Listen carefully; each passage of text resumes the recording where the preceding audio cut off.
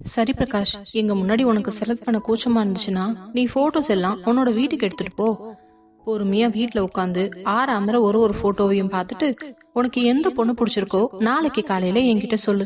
மிச்சத்தை நாம அதுக்கப்புறம் பாத்துக்கலாம் என்று கூற அதுவும் அவனுக்கு சரி என்று பட்டது. ஏனென்றால் அவர்கள் முன்னால் அமர்ந்து பெண்ணின் முகத்தை பார்க்க அவனுக்கும் கொஞ்சம் தயக்கமாகத்தான் இருந்தது. பிறகு அவர்களிடமிருந்து விடைபெற்று தன்னுடைய வீட்டிற்கு சென்று விட்டான். பிரகாஷ் வீட்டிற்கு வரும் பொழுது மிகவும் களைப்பாகத்தான் வந்தான். வரும் வழியில் இரவு உணவை கடையில் வாங்கிக் கொண்டே வந்தவன் தனது வீட்டிற்குள் நுழைந்ததும் அந்த வீட்டின் வெறுமையை பார்க்க அவனுக்கு மனமோ வெறுமையானது. தினமும் இது போலத்தான் இருக்கும். ஆனால் இன்று ஏனோ அவனுக்கு அதிகமாக தனிமை சூழ்ந்து கொண்டது போல இருந்தது. ஆதி சொல்வது போல தன் வாழ்வில் ஒருத்தி இருந்தால் தனக்கு இந்த கஷ்டம் இருந்திருக்காதோ, இந்த வெற்றிடம் உருவாகாதோ என்று நினைத்தவன் அவன் பாக்கெட்டில் இருந்த அந்த போட்டோ கவரை எடுத்து டேபிள் மேல் வைத்துவிட்டு குளியல் அறைக்கு சென்று ஃப்ரெஷ்ஷாக ஒரு குளியலை போட்டவன் மீண்டும் வந்து டைனிங் ஹாலில் அமர்ந்து தான் வாங்கி வந்திருந்த இரவு உணவை பிரித்து சாப்பிடத் தொடங்கினான். தினமும் ஹோட்டலில் தான் வாங்கி சாப்பிட்டு வந்தது அவனுக்கு நாக்கே செத்து போனது போல ஆகிவிட்டது.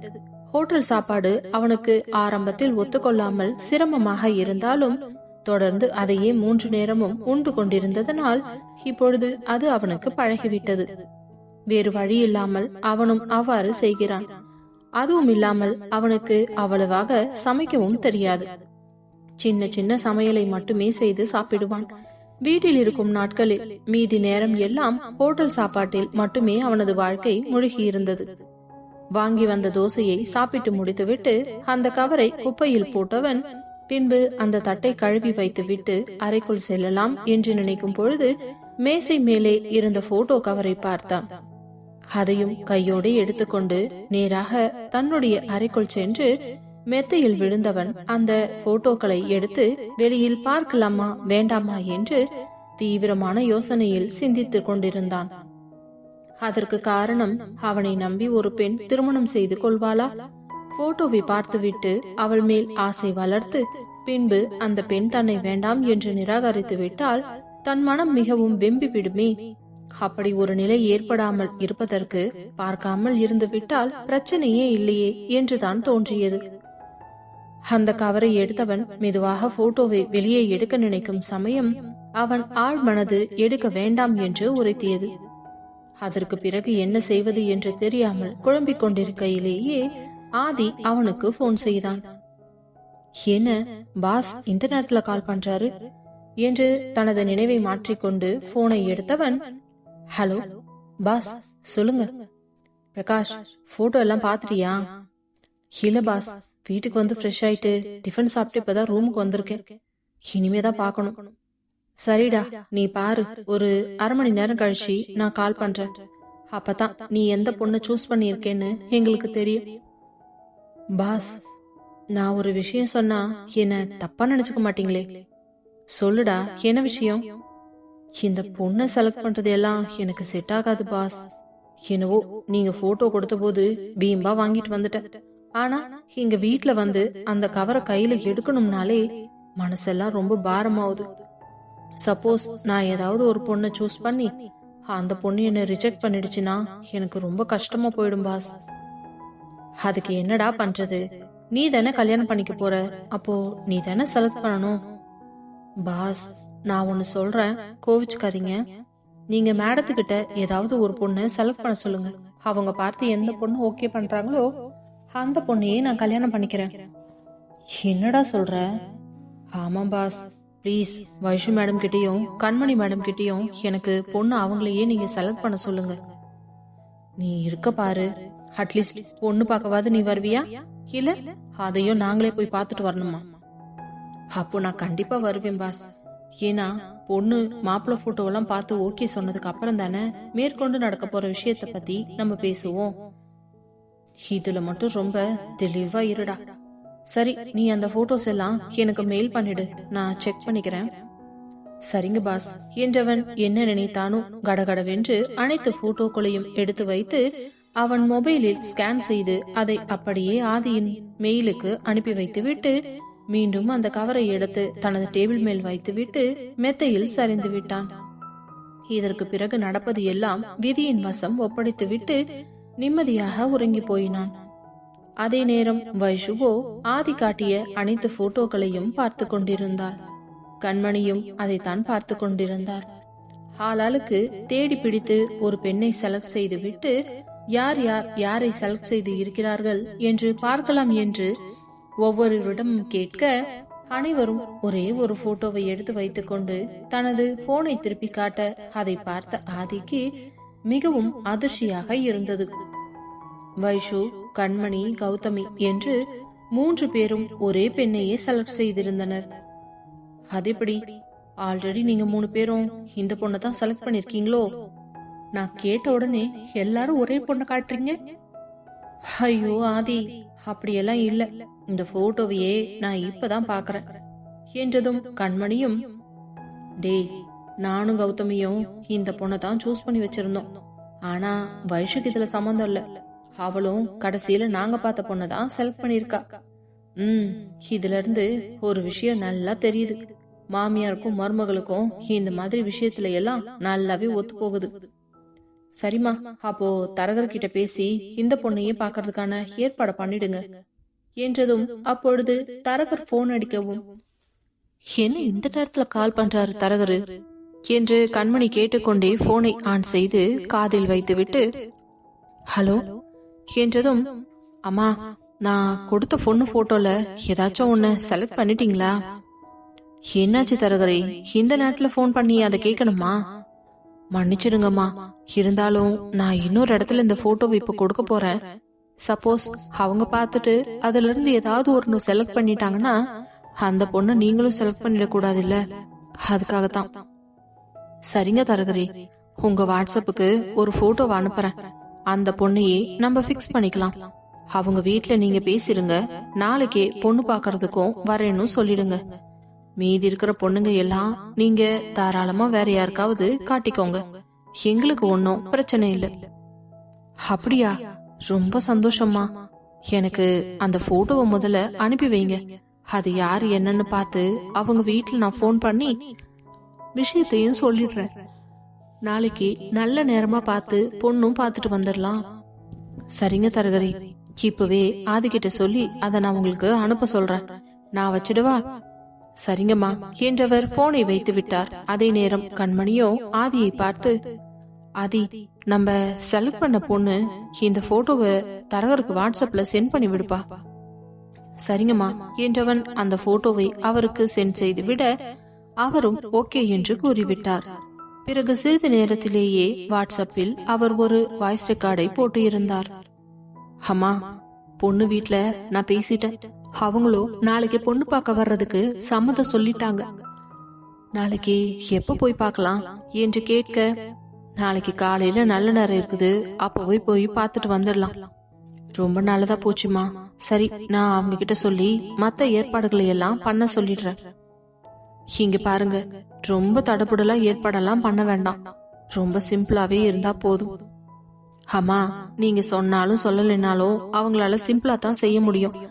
அவங்க ஒரு மிடில் கிளாஸ சேர்ந்தவங்க. அவங்களால வசதியான ஆளுங்களுக்கு ஏத்த மாதிரி எதுவுமே செய்ய முடியாது. நீங்க சொல்றதெல்லாம் எனக்கு புரியுது தரகரே. எங்க பிரகாஷுக்கு அந்த மாதிரி குடும்பத்துல இருந்துதான் ஒரு பொண்ணை எடுத்துட்டு வரணும்னு தான் என்னோட ஆசையும்.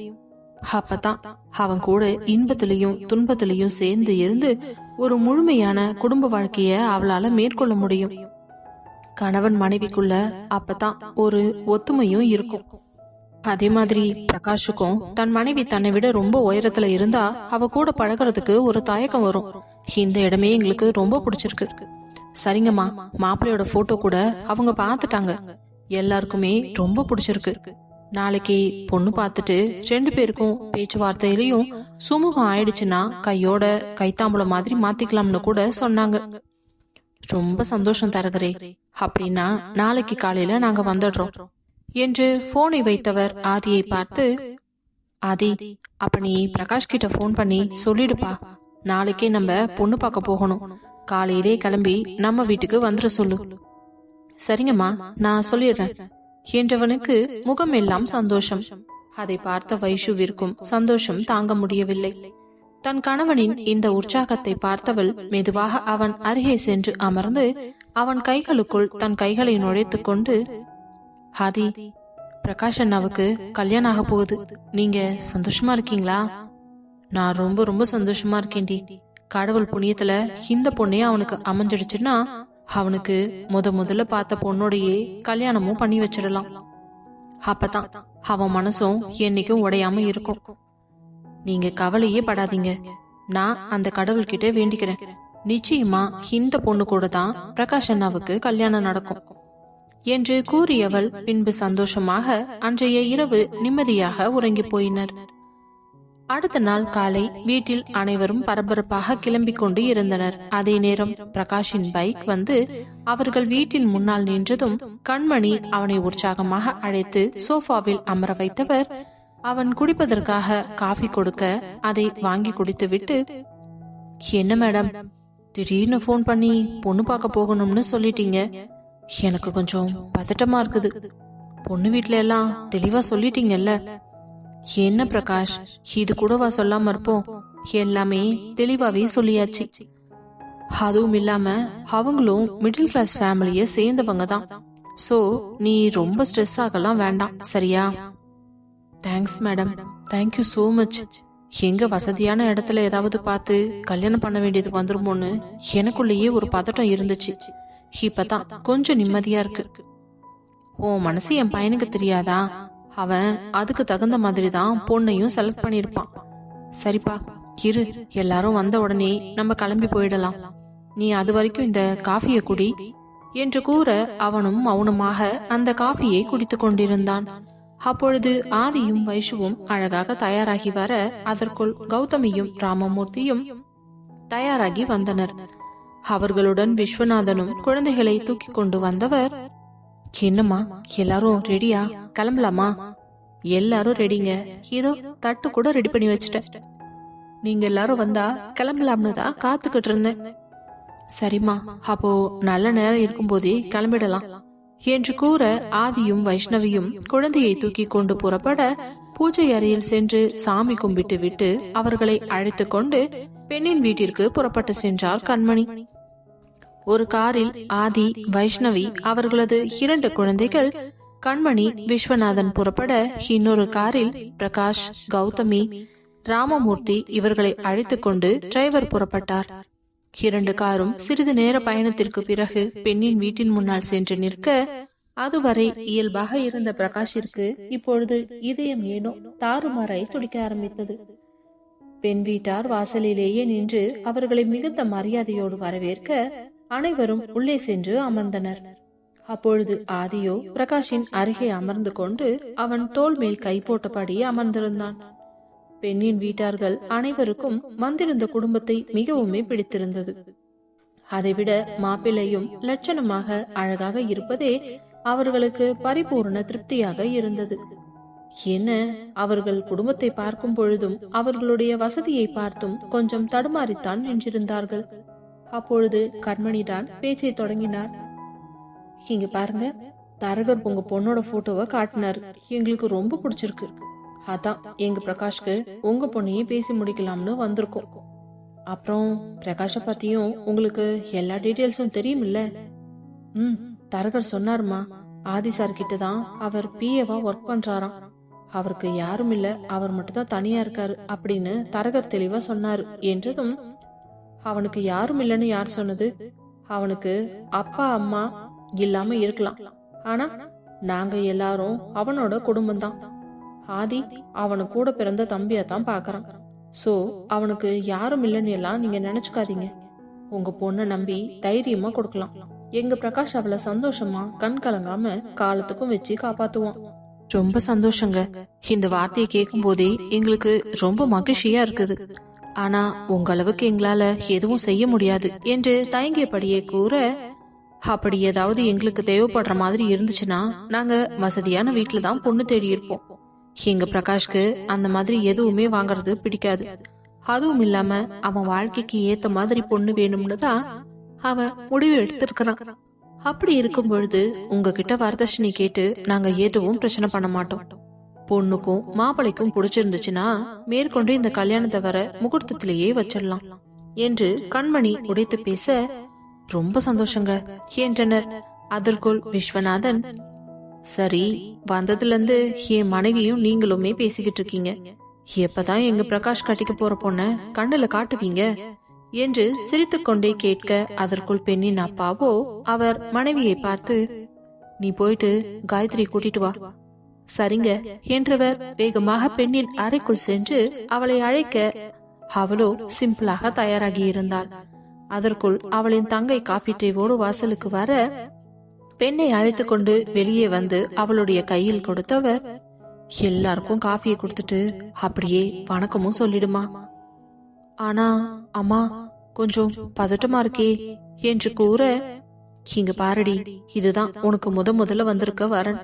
இதுல எந்த பிரச்சனையும் இல்லாம நல்லபடியா முடியணும்னா கடவுள் கிட்ட வேண்டி இருக்க. மாப்பிள்ளை கிட்ட பேசிப்பாரு, உனக்கு பிடிச்சிருந்துச்சுன்னா மட்டும்தான் இந்த கல்யாணம், சரியா? தேங்க்ஸ்மா என்றவள் காஃபி ட்ரேயை வாங்கி கொண்டு வந்து பெரியவர்கள் அனைவருக்கும் கொடுத்துவிட்டு அடுத்ததாக வைஷ்ணவி ஆதிக்கு கொடுத்தவள் பிரகாஷின் முன்னே வந்து நின்று காஃபியை கொடுக்கும் பொழுது, அப்பொழுதுதான் அவன் முகத்தையே நிமிர்ந்து பார்த்தாள். பார்ப்பதற்கு அழகாக வசீகரிக்கும் முகத்தோடு தான் இருந்தான். அவனும் மெதுவாக அவளை நிமிர்ந்து பார்க்க, இப்பொழுது இருவருக்குள்ளும் கொஞ்சம் வெட்கமாகி போய்விட்டது.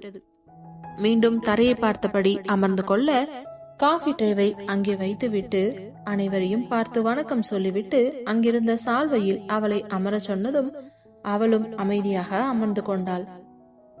பிரகாஷ் காஃபியை வாங்கி கையில் வைத்துக் கொண்டு குடிக்காமல் கொஞ்சம் பதட்டமாகவே இருக்க, அவன் நிலைமை புரிந்து கொண்ட ஆதியோ அவன் தோளில் மெதுவாக கையை வைத்து, டேய், முதல்ல காஃபியை குடிச்சிட்டு பொண்ணு கூட போய் கொஞ்ச நேரம் தனியா பேசிட்டு வா.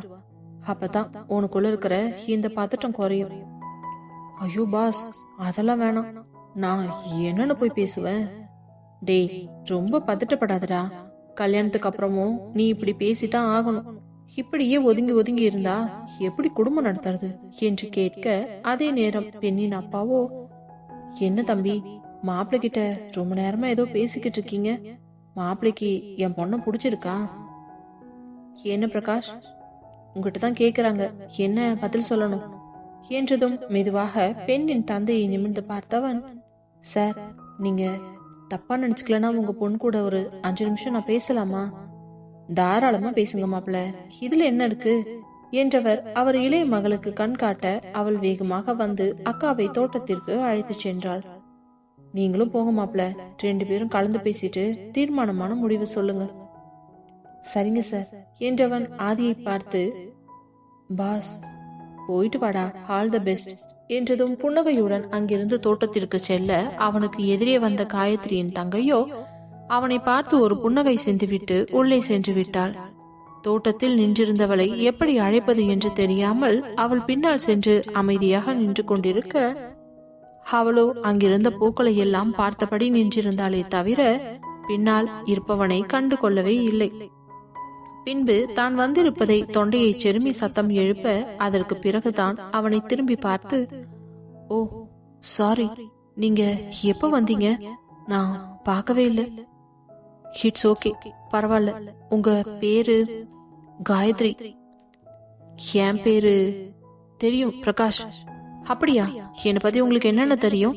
உங்க பேரு பிரகாஷ், உங்களோட ஊர் சென்னை தான், நீங்க MBA படிச்சிருக்கீங்க, ஆதி சாரோட கம்பெனில அவரோட பர்சனல் அசிஸ்டண்டா ஒர்க் பண்றீங்க. உங்களுக்கு யாரும் இல்லைன்னு சொன்னாங்க, நீங்க மட்டும்தான் தனியா இருக்கிறதாவும் சொன்னாங்க. பரவாயில்ல, என்னை பத்தி இவ்வளவு விஷயம் தெரிஞ்சு வச்சிருக்கீங்க.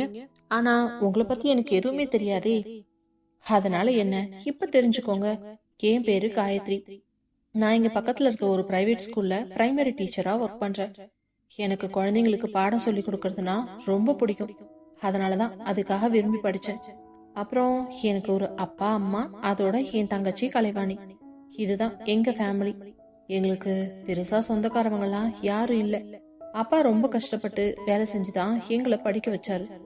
இப்போ தங்கச்சி காலேஜ் ஃபைனல் இயர் படிச்சுக்கிட்டு இருக்கா.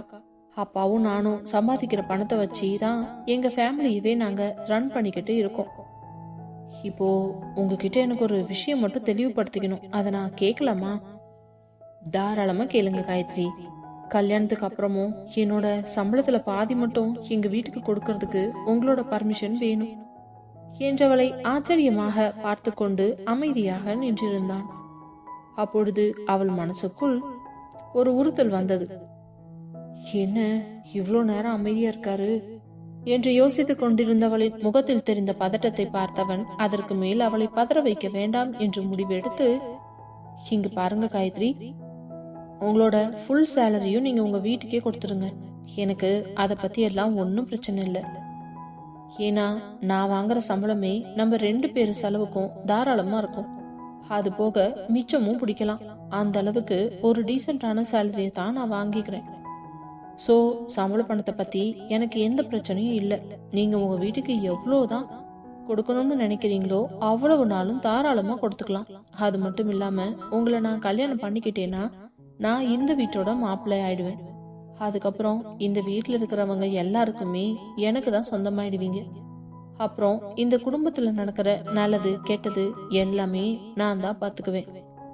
ஸோ நீங்களும் ஃபேமிலியை நினைச்சு பயப்பட தேவையில்லை என்றவனை ஆச்சரியம் விலகாமல் அப்படியே பார்த்து கொண்டிருந்தாள். அவள் தன்னை இந்த அளவுக்கு பார்த்து கொண்டிருப்பதை கவனித்தவனுக்கு கொஞ்சம் உடம்பெல்லாம் கூசி போனது. மெதுவாக அவள் முன் கையை ஆட்டி, காயத்ரி என்னாச்சு, ஏன் இப்படி பாக்குறீங்க? நான் ஏதாவது தப்பா சொல்லிட்டேனா? சச்ச இல்ல, உலகத்துல இந்த மாதிரி ஆண்கள் எல்லாம் இருக்காங்கன்னு நிறைய சினிமாவில் தான் பார்த்திருக்கேன். ஆனா இப்பதான் நேர்லயே பாக்குறேன். எனக்கு ரொம்ப சந்தோஷமா இருக்கு என்று கூறியவள் மீண்டும் அமைதியாக தரையை பார்த்து கொண்டிருக்க, சரிங்க காயத்ரி, அப்போ நம்ம உள்ள போலாமா? போலாம். அதுக்கு முன்னாடி எனக்கு உங்களை ரொம்ப பிடிச்சிருக்கு.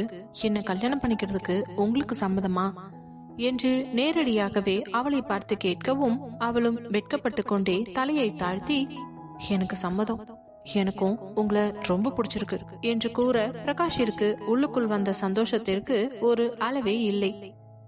சரி வாங்க உள்ள போலாம் என்றவன் முன்னே செல்ல அவளோ மெதுவாக பின்னே வந்தாள்.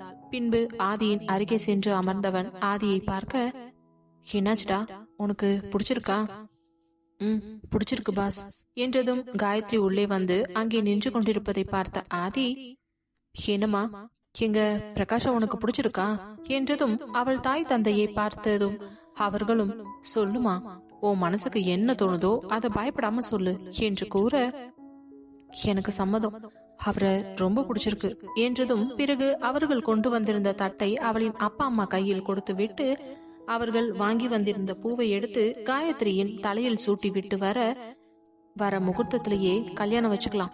அதுக்கு முன்னாடி ஒரு நல்ல நாளா பார்த்து நிச்சயதார்த்தம் மட்டும் வச்சுக்கலாம் என்று கூற, பெண்ணின் அப்பாவோ, நான் சொல்றேன்னு தப்பா நினைச்சுக்காதீங்க, எதுக்கு நிச்சயதார்த்தம் வச்சு அதுக்கு ஒரு செலவு பண்ணணும், அதுக்கு நேரடியா கல்யாணத்தை வச்சுக்கிட்டா பிரச்சனையே இல்லையே என்று கூற, அதற்கு அவர்களும், செலவை பத்தி நீங்க கவலைப்படாதீங்க, அதெல்லாம் நாங்க பாத்துக்கிறோம் என்றதும் அப்பொழுது காயத்ரியோ, நான் குறுக்க பேசுறதுக்கு என்ன மன்னிச்சிருங்க, எதுக்கு தேவையில்லாம நிச்சயதார்த்தம் அப்புறம் கல்யாணத்துக்கும்னு ஒரு செலவு, ஒரேடியா கல்யாணத்துக்கு செலவு பண்ணிட்டோம்னா பிரச்சனையே இல்லையே, எப்படியும் நீங்க வர்ற முகூர்த்தத்துலதான் கல்யாணம் வைக்கணும்னு சொல்றீங்க, அதுக்கு ரொம்ப நாள் கூட இருக்காது, அதுக்குதான் அப்பா சொல்ல வர்றாங்க என்ற பெண்ணை ஆச்சரியமாக நிமிர்ந்து பார்த்த கண்மணி, பரவாயில்லம்மா, நீ ரொம்ப புத்திசாலியா இருக்க, எங்க பிரகாஷுக்கு ஏத்த ஜோடிதான் என்று கூற, பின்பு அவர்கள் அங்கிருந்து புறப்பட ஆரம்பித்தனர். இருங்க, ஏதாச்சும் சாப்பிட்டுட்டு போகலாம். இருக்கட்டும் சம்பந்தி, முதல்ல கல்யாணத்துக்கு நாளை குறிப்போம், அதுக்கப்புறம் மத்ததெல்லாம் பாத்துக்கலாம், இன்னொரு டைம் வரும்போது நிச்சயமா விருந்து சாப்பாடை சாப்பிட்டு போறோம் என்று கூறியவர்களை புன்னகை முகத்துடன் வெளியே வந்து வாசல் வரை வந்து வழி அனுப்பி வைத்தனர். அவர்கள் புறப்பட்டு சென்றவுடன் காயத்ரியின் அம்மாவும் அப்பாவும் உள்ளே வந்து, காயு, பரவாயில்ல, உனக்கு நல்ல இடத்துல இருந்து தான் சம்பந்தம் கூடி வந்திருக்கு, முதல் சம்பந்தமே நல்லபடியா முடிய போகுது, எங்களுக்கு எவ்வளவு சந்தோஷமா இருக்கு தெரியுமா என்றவர் கலைவாணியை அழைத்து, இந்த தட்டை எடுத்துட்டு போய் அக்கா ரூம்ல வை. சரிமா என்றவள் தட்டை எடுத்துக்கொண்டு உள்ளே செல்ல போக, காயத்ரியை பார்த்த அன்னையும், நீ ரொம்ப அதிர்ஷ்டக்காரிமா, கொடுத்து வச்சிருக்க, சரி போ, இந்த புடவையை மாத்திக்கோ, என்று கூறியதும் மீண்டும் அறைக்குள் சென்று கதவை சாத்த, அப்பொழுது அங்கிருந்த கலைவாணியோ அந்த தட்டிலிருந்து விசிட்டிங் கார்டை எடுத்து பார்த்தவள், அக்கா இங்க பாருங்க, இந்த தட்டுல மாமாவோட விசிட்டிங் கார்டு இருக்கு. அதுல அவரோட போன் நம்பர் கூட இருக்கு. நீ அவருக்கு போன் பண்ணணும்னு சொல்லாம சொல்லி இந்த கார்டை வச்சுட்டு போயிருக்காருன்னு நினைக்கிறேன். என்னடி சொல்ற? எங்க காட்டு என்று பார்க்க அவளுக்குள் ஏதோ உள்ளுக்குள் சொல்ல முடியாத ஒரு மகிழ்ச்சி வந்தது. சரி நீ போ, நான் ட்ரெஸ் சேஞ்ச் பண்ணிட்டு வரேன். பாத்தியா, மாமாவோட கார்டு கையில கிடைச்ச உடனே என்னை கழட்டி விடுற. அப்படியெல்லாம் எதுவும் இல்லடி. ஆனா ஒண்ணுக்கா, நீ மாமா கிட்ட பேசும்போது என்னை விட்டுட்டு பேசாத. நானும் அவர்கிட்ட பேச வேண்டியது இருக்கு. சரிடி, நான் இப்ப பேச மாட்டேன், நீ வெளியில போ என்று கூற அவள் வெளியே சென்று விட, பின்பு ஆடையை மாற்றிவிட்டு அந்த மெத்தையில் வந்து அமர்ந்தவள் ஏனோ அந்த விசிட்டிங் கார்டை தன் கண்ணில் வைத்து தடவி பார்த்து கொண்டிருந்தாள். பிரகாஷ், காயத்ரி நல்லா இருக்குல்ல என்று சொல்லி பார்த்தவள் அப்பொழுதே தன் செல்போனை எடுத்து அவனுடைய நம்பரை தனது மொபைலில் சேவ் செய்து கொண்டாள். பிறகு அந்த கார்டை எடுத்து தன்னுடைய அலமாரியில் வைத்து பூட்டியவள் அவனுடைய போன் நம்பரை பார்த்து கொண்டே அவனை பற்றிய கனவுகளில் மிதந்து கொண்டிருந்தாள். வீட்டிற்கு சென்றவர்கள் அனைவரும் திருப்தியாக அமர்ந்து பேசிக் கொண்டிருக்க, பிரகாஷிற்கு உள்ளுக்குள் ஏதோ பட்டாம்பூச்சி பறப்பது போலத்தான் இருந்தது.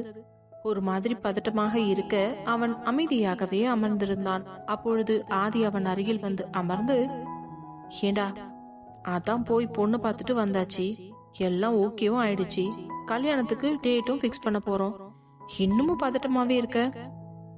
இல்ல பாஸ், என்னன்னே தெரியல, கொஞ்சம் நர்வஸா இருக்கு. அப்படியா? அப்படின்னா ஒண்ணு பண்ணு, அந்த பொண்ணுகிட்ட போன் பண்ணி பேசு. 2 பேரும் கொஞ்சம் பேசி பழகுனீங்கன்னா உங்களுக்குள்ள இருக்கிற இந்த தயக்கம் கொஞ்சம் குறையும். கல்யாண சமயத்துல 2 பேரும் இப்படி இறுக்கமா இருந்தீங்கன்னா அது பார்க்க நல்லாவா இருக்கும்? என்ன பாஸ், திடீர்னு போய் அந்த பொண்ணுகிட்ட பேச சொல்றீங்க, நான் எப்படி பேசுவேன்? நான் பேசுனா முதல்ல அவங்க பேசுவாங்களா? என்னை ஏதாவது தப்பா நினைச்சிட்டாங்கன்னா? அதெல்லாம் ஒன்னும் தப்பாவே நினைக்க மாட்டாங்க. நீ போன் பண்ணி பேசுடா, அப்பதான் உங்க 2 பேருக்கும் மனசுக்குள்ள என்ன இருக்குதுன்றது ஒளிவு மறைவில்லாம பேசிக்க முடியும். பாஸ் என்று தலையை சொரிந்தவனை பார்த்தவன், என்னடா நான் இவ்வளோ தூரம் சொல்றேன், உனக்கு நம்பிக்கை இல்லையா? அதெல்லாம் ஓகே தான் பாஸ், ஆனா அந்த பொண்ணோட போன் நம்பர் என்கிட்ட இல்லையே. எனக்கு தெரியும்டா, இப்படித்தான் நீ ஒரு போன் நம்பர் கூட வாங்காம கேனத்தனமா வருவேன்னு. அதனாலதான் நான் முன்கூட்டியே தரகர்கிட்ட கேட்டு வாங்கி வச்சிட்டேன். உன்னோட வாட்ஸ்அப்ல கூட அந்த பொண்ணோட கான்டாக்ட் நம்பரை அனுப்பி வச்சிட்டேன். ஒழுங்கு மரியாதையா அந்த நம்பரை சேவ் பண்ணிக்கிட்டு போன் பண்ணி பேசுற வழிய பாரு. கல்யாணத்துக்கு முன்னாடியே கொஞ்சமாவது ஒருத்தர் புரிஞ்சுக்க ட்ரை பண்ணுங்க. பாஸ், நிஜமாவா? நிஜமா தாண்டா. ஆனாலும் இந்த ஆதியோட பிஏவா இருந்துகிட்டு ரொமான்ஸ்ல ஜீரோவா இருப்ப போல இருக்கே. பாஸ் போங்க பாஸ், எனக்கு ரொம்ப வெக்கமா இருக்கு. இருந்தாலும் உங்க அளவுக்கெல்லாம் நான் வரவே முடியாது என்றவனை பார்த்தவன், என்ன, ஏன் அளவை நீ பார்த்த? சாரி பாஸ் என்று பதட்டமாக எழுந்திருக்க, இவன் ஒருத்தன் ஆனா உன்னா அட்டென்ஷன்ல எழுந்து நின்னுடுவான். சரி, இருந்து சாப்பிட்டு போ. இல்ல பாஸ், நான் இங்க இருந்து நேரா ஆபீஸ்க்கு தான் போக போறேன், நிறைய வேலை இருக்கு. சரி நீ போ, நான் கொஞ்ச நேரத்துல பின்னாடியே வந்துடுறேன் என்று கூற அனைவரிடமும் விடை பெற்றுக் கொண்டு தன்னுடைய பைக்கை எடுத்து புறப்பட்டவன் நேராக தன்னுடைய அலுவலகத்தில் சென்றுதான் வண்டியை நிறுத்தினான். ஆபீஸிற்குள் நுழையும் பொழுதே அவன் முகம் புன்னகை முகமாகவே இருந்தது. நேராக ஹரியையும் விஸ்வாவையும் பார்த்தவன் அவர்களிடம் இன்றைய வேலைக்கான விஷயங்களை கேட்டு அறிந்து கொள்ள, அப்பொழுது ஹரியும் விஸ்வாவும், என்னடா பிரகாஷ், ரொம்ப சந்தோஷமா இருக்க, பொண்ணு பார்க்க போனியே, என்னாச்சு, பொண்ணு பிடிச்சிருக்கா? சார், உங்களுக்கு எப்படி தெரியும்? ஏண்டா, ஆதி எங்க ஃப்ரெண்டு, அவன் எங்க கிட்ட சொல்லாம இருப்பானா? சரி சொல்லு, பொண்ணு உனக்கு பிடிச்சிருக்கா? பிடிச்சிருக்கு சார். அப்போ எப்ப கல்யாணம்? வர முகூர்த்தத்துலன்னு சொல்லியிருக்காங்க, இனிமே தான் டேட்டை பிக்ஸ் பண்ணணும். பாருடா, இங்க பாத்தியா விஸ்வா, இவ்வளவு நாளும் இவன் ஒருத்தன் தான் ஜாலியா சுத்திக்கிட்டு இருந்தான், அதுக்கும் போச்சுட்டான் நம்ம ஆதி என்று இருவரும் கைத்தட்டி சிரித்து கொண்டிருந்தனர். அதை பார்த்த பிரகாஷிற்கு கொஞ்சம் பயம் வந்தது. சார், கல்யாண வாழ்க்கை அவ்வளோ கஷ்டமா இருக்குமா? நீ நினைக்கிற அளவுக்குலாம் கஷ்டமா இருக்காது, அதை விட ரொம்ப ரொம்ப கஷ்டமா இருக்கும் என்றதும் அவர்களை பதட்டமாக நிமிர்ந்து பார்க்க சீரியஸாக முகத்தை வைத்துக் கொண்டு, எல்லாம் போக போக பழகிடும். எதை பத்தியும் நினைச்சு யோசிக்காம இப்ப போய் வேலையை பார்ப்போ என்றதும் குழம்பியவன் அப்படியே வெளியே வந்து தன்னுடைய வேலையை பார்க்க தொடங்கினான். ஆனால் மனதுக்குள் கொஞ்சம் குழப்பம் இருந்து கொண்டே இருந்தது. ஹரியும் விஸ்வாவும் பேசியதை நினைத்து கலங்கி கொண்டு இருந்தவன் டேபிளில் இருந்த போன் அடிக்க அதை வேகமாக எடுத்து, எஸ் பாஸ். பிரகாஷ், உடனே என்னோட ரூமுக்கு வா. அப்புறம் நேத்து ரெடி பண்ணோம்ல அந்த ஃபைல் எடுத்துட்டு வந்துரு. ஓகே பாஸ் என்று போனை வைத்துவிட்டு அந்த ஃபைலை தூக்கி கொண்டு ஆதியின் அறைக்குள் நுழைந்தவன், எக்ஸ்கியூஸ் மீ பாஸ். உள்ளவா என்றதும் உள்ளே சென்றான். அந்த ஃபைலை அவனிடம் கொடுக்க அதை வாங்கி சரிபார்த்த ஆதி அதில் கையெழுத்து போட்டுவிட்டு மீண்டும் அவனிடமே நீட்ட அவனோ வேறு ஏதோ சிந்தனையில் உழண்டு கொண்டிருந்தான். அதை பார்த்த ஆதி, அட பாவி, இன்னைக்குதான் பொண்ணே பார்த்துட்டு வந்திருக்கோம், அதுக்குள்ள இவன் கனவு காண ஆரம்பிச்சிட்டானே. இவனுக்கு ரொம்ப லேட் பண்ணிட்டோம். இதுக்கு முன்னாடியே கல்யாணம் பண்ணி வச்சிருக்கணும். பாவம், இவனை விட சின்ன பசங்க எல்லாம் இந்நேரத்துக்கு குழந்தையோட சுத்திக்கிட்டு இருப்பாங்க. ஆனா இவன் இனிமேதான் கல்யாணமே பண்ணணும்னு கனவு கண்டுகிட்டு இருக்கான் என்று நினைத்தவன் அவனை நன்றாக உற்று பார்க்க அவன் முகத்தில் குழப்பரேகை படர்ந்திருந்தது. அதை பார்த்தவன் டேபிளை வேகமாக தட்டி பிரகாஷ் என்று அழைத்ததும் தான் நிதானத்திற்கு வந்தவன், பாஸ், எவ்வளவு நேரமா கூப்பிட்டு இருக்கேன், நாளைக்கான மீட்டிங் எல்லாம் அரேஞ்ச் பண்ணிடு, சரியா? ஓகே பாஸ் என்றவன் செல்ல போக, பிரகாஷ் ஒரு நிமிஷம் நில்லு. Yes boss. காலையில இருந்த மாதிரி உன் முகம் சந்தோஷமா இல்லையே, இப்ப ஏதோ குழப்பத்துல இருக்க மாதிரி இருக்கே. அட கடவுளே பாஸ், அவ்வளோ ஈஸியா கண்டுபிடிக்கிற அளவுக்கா இருந்துச்சு என்னோட மூஞ்சி என்று மனதுக்குள் தடுமாறியவன், ஒண்ணுமில்ல பாஸ், கொஞ்சம் லேசா தலைவலி. போய் சொல்றியா பிரகாஷ்? உன் மூஞ்சியை பார்த்தாலே எதையோ நினைச்சு யோசிச்சு குழப்பிக்கிட்டு இருக்கேன்னு நல்லா தெளிவா புரியுது. அது இந்த கல்யாண விஷயமா இருந்தா தயவு செஞ்சு ஓப்பனா என்கிட்ட சொல்லிடு. உனக்கு இந்த பொண்ணு பிடிக்கலனா வேற பொண்ணு கூட பார்த்து பேசிக்கலாம் என்றதும் பதறி துடித்தவன், ஐயோ பாஸ், அதெல்லாம் ஒண்ணும் இல்ல, எனக்கு அந்த பொண்ணு ஓகே தான். அப்புறம் ஏன் உன் மூஞ்சி இப்படி இருக்கு? இல்ல, கல்யாண வாழ்க்கை ரொம்ப கஷ்டமா இருக்கும்னு சொல்றாங்க, அதான் கொஞ்சம் பயமா இருக்கு பாஸ். எந்த முட்டாள் உன்கிட்ட அப்படி சொன்னது? ஹரி சாரும் விஸ்வாசாரும் தான். அவனுங்க கிடக்குறானுங்க ஹீடியட்ஸ். அப்படி சொன்னவனுங்க தான் லவ் பண்ணி கல்யாணம் பண்ணிக்கிட்டு குழந்தை குட்டின்னு சுத்திக்கிட்டு இருக்கானுங்களா? அவ்வளவு கஷ்டமா இருந்தா சாமியாரா போக வேண்டியது தானே. இப்ப மட்டும் எதுக்கு ஹனிமூனுக்கு வரானுங்க? இங்க பாரு பிரகாஷ், கல்யாண வாழ்க்கை சந்தோஷமா இருக்கிறதும் கஷ்டமா போறதும் அந்த புருஷன் பொண்டாட்டியோட கையில தான் இருக்கு. அவங்க ரெண்டு பேரும் சந்தோஷமா அன்னோன்யமா ஒருத்தருக்கு ஒருத்தர் விட்டு கொடுத்து பாசமா காதலோட இருந்துகிட்டா அந்த கல்யாண வாழ்க்கை சொர்க்கம் மாதிரி இருக்கும். எனக்கு என்னவோ அந்த பொண்ணுதான் உன் வாழ்க்கையில வந்த தேவதைன்னு தோணுது. நிச்சயமா உங்க ரெண்டு பேருக்குள்ள எந்தவித பிரச்சனையும் இல்லாம நீங்க ரொம்பவே சந்தோஷமா இருப்பீங்க என்று அவன் கூறிய பிறகுதான் இவள் முகம் கொஞ்சம் தெளிவானது. அதை உணர்ந்து கொண்ட ஆதி, இங்க பார், உனக்கும் காயத்ரிக்கும் தான் கல்யாணம். இப்போ வேற எதை பத்தியும் யோசிக்காம அடுத்த வேலையை பார். இப்போ ஆபீஸ் வேலையை பாக்குறியா? எஸ் பாஸ் என்றவன் வேகமாக ஃபைலை வாங்கி கொண்டு வெளியே செல்ல, இந்த விஸ்வாவையும் ஹரியையும் தூக்கி போட்டு மிதிக்கணும். இவனுங்க மட்டும் கல்யாணம் பண்ணிக்கிட்டு சந்தோஷமா இருப்பானுங்களாம். அடுத்தவனுக்கு கல்யாணம்னா மட்டும் அட்வைஸ் பண்ண வந்துட வேண்டியது என்று புலம்பிக் கொண்டே தன்னுடைய வேலையில் மூழ்கிவிட்டான்.